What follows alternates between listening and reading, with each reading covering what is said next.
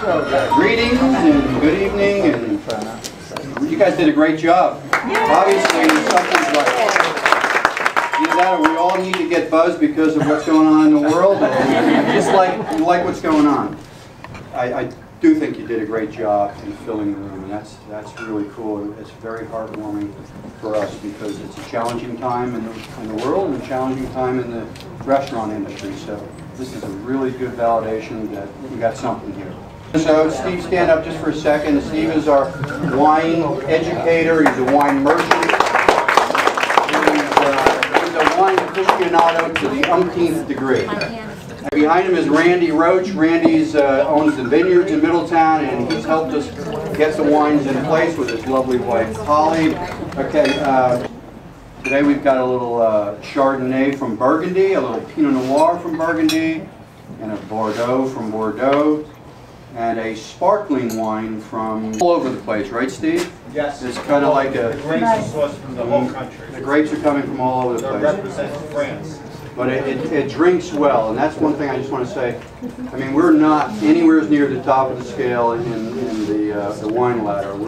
These are all introductory wines, and that's why we can do it so reasonable.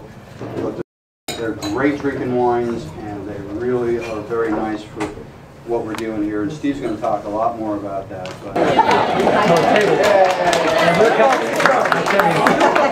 Now Steve is going to talk to you about the Chardonnay that you're drinking already, and you're going to drink in the first course, and he's the guy from now on.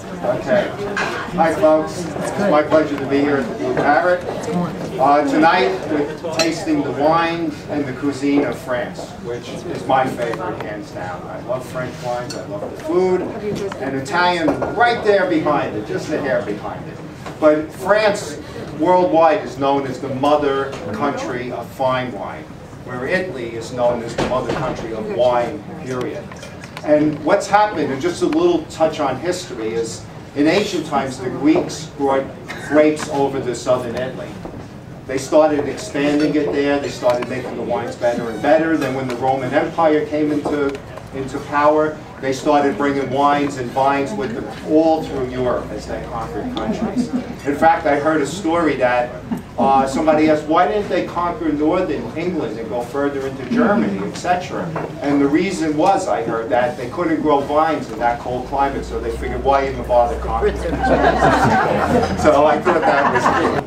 Our first wine tonight, I hope you enjoyed it, is a Chardonnay from Joseph Duren. He's one of the big negotiants and owners of a lot of land in Burgundy. And Burgundy, most people will say, is the most complicated region in the world for wine. For me, it never was, but that's the conventional thought on it. What it is after the French Revolution, there were big rich people that owned lots of land there. After the French Revolution, the church took hold of everything, and they started divvying out the land to all the growers and the village people and all that to give them some wealth. So Burgundy's broken down into many, many little vineyards. So it gets very complicated. The only two grapes you get from Burgundy is Pinot Noir for the red and Chardonnay, like we're tasting, for the whites. As you can see, this white wine, I'm sure many of you agree, is crisp and light. It's not like a California Chardonnay, a little big, oaky, rich. This has a little oak to it, but it still maintains a crispness, delightful pear flavors to it.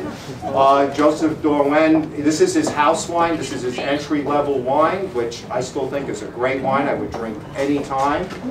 From this, the same producer also owns Le Montrachet, which is arguably the best white wine in the world. That comes out at $1,200 a bottle, $800, $2,000, crazy stuff. Myself and my friend Anthony here is doing the camera work, who's familiar with wines. We've tasted some of them, and it is quite an experience. It is the evening when you taste it. So this is our first wine tonight. I hope you're enjoying it. Any comments on it? Very smooth. Very smooth. Very smooth. I'm getting like a nice acidity to it, some citrus flavors. I'm getting apple and pear, like Macintosh white apple type of flavors to it. And I'm going to get our The chef really did a lot to match these wines with the food. So you're tasting it now. Remember your experience now when the food comes out. And you taste it again with the soups as our appetizer. I'll come back up and then we'll explore that and see what your impressions were. Tasting the same wine with the food. And what should happen is the wine should end up enhancing the food more and the food the wine. And the wine will take on a different character with the food.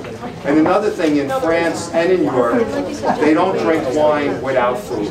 It's made, the winemakers there, I said it last time in the Italian wine dinner, that they make the wine to go with it. Where in other parts of the world, like California, Australia, they're just thinking of the wine to make a great wine. But in Italy, France, Spain, etc., they're thinking, how would this wine work with our cuisine? So tonight we'll put it to the test. We'll see what happens with that. Also, a few things about France, besides the food everybody knows is great, is the first time we went to France, I was a little nervous about it because everybody tells you the people are snobby and they charge a lot for this little piece of fish with some cream on it, and quite the contrary. It wasn't like that. The people were beautiful, friendly, everybody treated us well. I'm not very well with the language, but when I talked to them and I said, look, I respect your culture, I love it, I love the food, the wine. I'm sorry I can't pronounce these words, I'm still practicing English. And they all welcomed up with open arms. We got invited to winery owners' houses for dinner, etc. So they're really great people over there. So let's start our first course.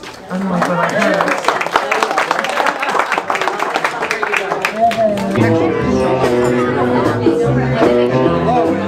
got